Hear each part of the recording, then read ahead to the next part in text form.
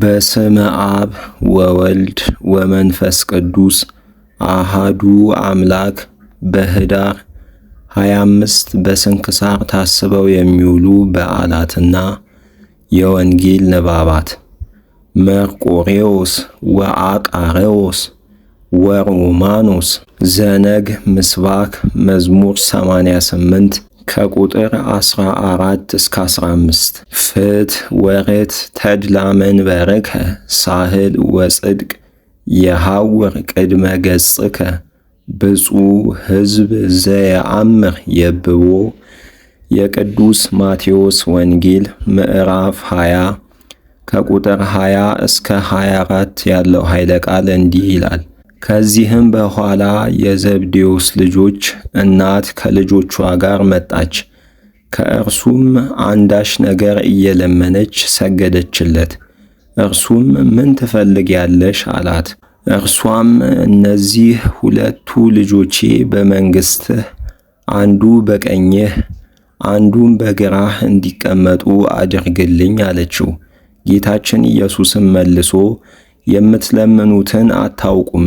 እኔ የምጠጣውን ጽዋ መጠጣት ትችላላችሁን? እኔስ የምጠመቀውን ጥምቀት ትጠመቃላችሁን? አላቸው። እነርሱም አዎን እንችላለን አሉት። እርሱም ጽዋዬንስ ትጠጣላችሁ፣ ጥምቀቴንም ትጠመቃላችሁ። በቀኜና በግራዬ መቀመጥን ግን ከአባቴ ለተዘጋጀላቸው ነው እንጂ የምሰጥ እኔ አይደለሁም አላቸው። ስለ ቃሉ የቃሉ ባለቤት ልዑል እግዚአብሔር ስሙ የተመሰገነ ይሁን። ሁለተኛው የሐዋርያው የቅዱስ ጳውሎስ መልእክት ወደ ቆሮንቶስ ሰዎች ምዕራፍ 7 ከቁጥር 4 እስከ 12 ያለው ኃይለ ቃል እንዲህ ይላል። በእናንተ ዘንድ እንዲሁ ብዙ መወደድ አለኝ፣ ስለ እናንተም የምመካበት ብዙ ነው። መጽናናትንም አገኘሁ፣ ከመከራዬም ሁሉ ይልቅ ደስታዬ በዛልኝ። ወደ መቄዶንያም በደረስን ጊዜ ለሰውነታችን ጥቂት ስንኳን ዕረፍት አላገኘንም። በሁሉም መከራ አጸኑብን እንጂ። በውጭም መጋደል ነበር፣ በውስጥም ፍርሃት ነበር። ነገር ግን ያዘኑትን የሚያጽናና እርሱ እግዚአብሔር በቲቶ መምጣት አጽናናን። በመምጣቱ ብቻ አይደለም፣ በአጽናናችሁት ማጽናናትም ነው እንጂ። ለእኛ እንደምታስቡና እንደምትቀኑ ፍቅራችሁን ነግሮናል። ይህንም ሰምቼ ደስታዬ በእናንተ በዛ። መጀመሪያ በጻፉት መልእክት ባሳዝናችሁም እንኳ አያጸጽተኝም። ብጸጸትም እነሆ ያች መልእክት ለጥቂት ጊዜ ብቻ እንዳሳዘነቻችሁ አያለሁ። አሁን ግን እኔ ስለ እርሷ በብዙ ደስ ይለኛል። ደስታዬም ስላዘናችሁ አይደለም፣ ንስሐ ልትገቡ ስላዘናችሁ ነው እንጂ። ከእናንተ አንዱ እንኳ እንዳይጠፋ ስለ እግዚአብሔር ብላችሁ አዝናችኋልና። ስለ እግዚአብሔር ተብሎ የሚደረግ ሐዘን የዘላለም ሕይወትን የሚያሰጥ ንስሐ ነው። ስለ ዓለም የሚደረግ ሐዘን ግን ሞትን ያመጣል።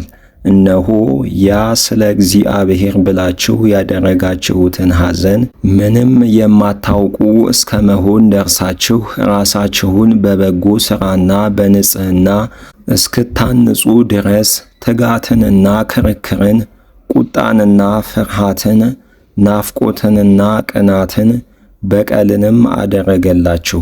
ይህን የጻፍሁላችሁ በእግዚአብሔር ፊት ስለ እኛ እንደ ተጋችሁ ይታወቅ ዘንድ ነው እንጂ ስለ በደለና ስለ ተበደለ ሰው አይደለም። ስለዚህም ተጽናንተናል። በመጽናናታችንም ስለ ቲቶ ደስታ አብልጦ ደስ አለን። በሁላችሁ ዘንድ ሰውነቱን አሳርፋችኋታልና። ስለ ቃሉ የቃሉ ባለቤት ልዑል እግዚአብሔር ስሙ የተመሰገነ ይሁን።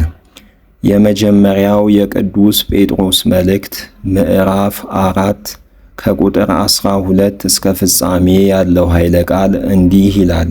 ወዳጆች ሆይ በእናንተ መካከል እንደ እሳት ሊፈትናችሁ ስለሚሆነው መከራ ድንቅ ነገር እንደመጣባችሁ አትደነቁ። ነገር ግን በጌትነቱ በተገለጠ ጊዜ ደግሞ ደስ ብሏችሁ ሐሴት እንድታደርጉ ክርስቶስን በመከራ ትመስሉት ዘንድ ደስ ይበላችሁ። ስለ ክርስቶስ ስም ብትነቀፉ ብፁዓን ናችሁ፣ የእግዚአብሔር የኃይሉና የክብሩ መንፈስ በእናንተ ያርፋልና።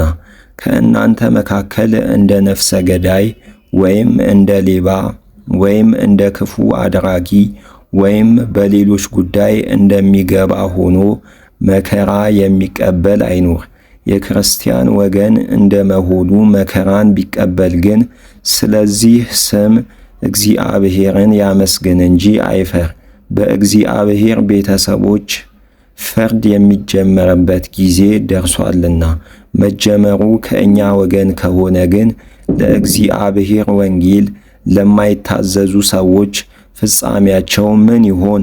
ጻድቅ በጭንቅ የሚድን ከሆነ ኃጢአተኛና አመፀኛ በየት ይገለጽ ዘንድ አለው? እንደ እግዚአብሔር ፈቃድ መከራን የሚቀበሉ ሰዎችም መልካም ሥራ በመስራት ለታመነ ፈጣሪ ነፍሳቸውን አደራ ይስጡ።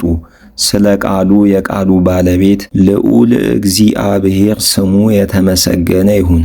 የሐዋርያት ሥራ ምዕራፍ 5 ከቁጥር 11 እስከ 17 ያለው ኃይለ ቃል እንዲህ ይላል። በአብያተ ክርስቲያናትና ይህንም ነገር በሰሙት ሁሉ ላይ ታላቅ ፍርሃት ሆነ። በሐዋርያት እጅም በሕዝቡ ዘንድ ተአምራትና ድንቅ ሥራዎች ይሰሩ ነበር። በቤተ መቅደስም በሰሎሞን መመላለሻ በአንድነት ነበሩ። ሕዝቡም እጅግ ያከብሯቸው ነበረ። ከሌሎችም ይቀርባቸው ዘንድ አንድስ እንኳን የሚደፍር አልነበረም።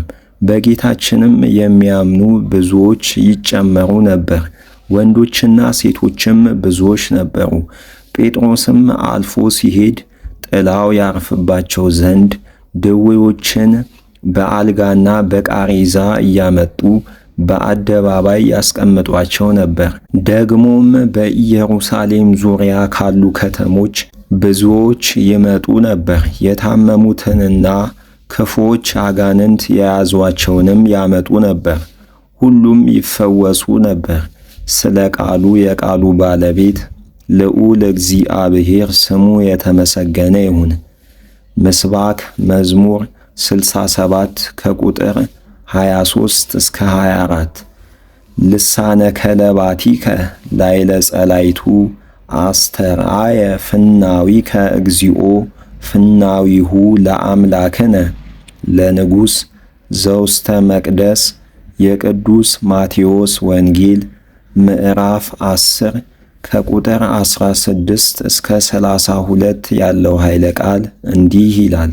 እነሆ እኔ እንደ በጎች በተኩላዎች መካከል እልካችኋለሁ። እንግዲህ እንደ እባብ ብልሆች እንደ ርግብም የዋሆች ሁኑ። ከክፉዎች ሰዎች ተጠበቁ፣ ወደ አደባባዮች አሳልፈው ይሰጧችኋልና በምኵራቦቻቸውም ይገርፏችኋልና። ለእነርሱና ለአሕዛብ ምስክር ትሆኑ ዘንድ ስለ እኔ ወደ መሳፍንትና ወደ ነገሥታት ይወስዷችኋል። አሳልፈው በሰጧችሁ ጊዜ እንዴት ወይም ምን እንደምትናገሩ አትጨነቁ፣ በዚያች ሰዓት የምትናገሩት ይሰጣችኋልና። የሰማያዊው አባታችሁ መንፈስ እርሱ በእናንተ ላይ አድሮ ይናገራል እንጂ የምትናገሩ እናንተ አይደላችሁምና። ወንድምም ወንድሙን አባትም ልጁን ለሞት አሳልፎ ይሰጣል። ልጆችም በወላጆቻቸው ላይ ይነሳሉ ይገድሏቸዋልም። ስለ ስሜም በሰው ሁሉ ዘንድ የተጠላችሁ ትሆናላችሁ። እስከ ፍጻሜ የሚታገስ ግን እርሱ ይድናል። ከዚያች ከተማ ቢያሳድዷችሁ ወደ ሌላይቱ ሽሹ። እውነት እላችኋለሁ የሰው ልጅ እስኪመጣ ድረስ የእስራኤል ከተሞች አይፈጸሙም። ከመምህሩ የሚበልጥ ደቀ መዝሙር ከጌታውም የሚበልጥ አገልጋይ የለም። ደቀ መዝሙር እንደ መምህሩ አገልጋይም እንደ ጌታው ከሆነ ይበቃዋል። ባለቤቱን በሰይጣናት አለቃ ሰይጣናትን ያወጣል ካሉት ቤተሰቡንማ እንደምን ከዚህ አብልጠው አይናገሯቸው? እንግዲህ አትፍሯቸው፣ የማይገለጥ የተከደነ የለምና የማይታወቅም የተሰወረ የለምና። በጨለማ የነገርኋችሁን በብርሃን ተናገሩት፣ በጆሮአችሁ በሹክሹክታ የነገርኳችሁንም በሰገነት ላይ ስበኩት። ሥጋችሁንም የሚገድሉትን አትፍሯቸው፣ ነፍሳችሁን ግን ሊገድሏት አይችሉም። ነገር ግን ነፍስንም ሥጋንም አንድ ላይ አድርጎ በገሃነም ማጥፋት የሚቻለውን እርሱን ፍሩት። ሁለት ወፎች በሁለት መሐለቅ ይሸጡ የለም? ከእነርሱ አንዲቱ እንኳ ሰማያዊ አባታቸው ሳያውቅ በምድር ላይ አትወድቅም። የእናንተስ የራስ ጠጉራችሁ ሁሉ እንኳን የተቆጠረ ነው። እንኪያስ አትፍሩ፣ ከብዙ ወፎች እናንተ ትበልጣላችሁና። ስለ ቃሉ የቃሉ ባለቤት ልዑል እግዚአብሔር ስሙ የተመሰገነ ይሁን።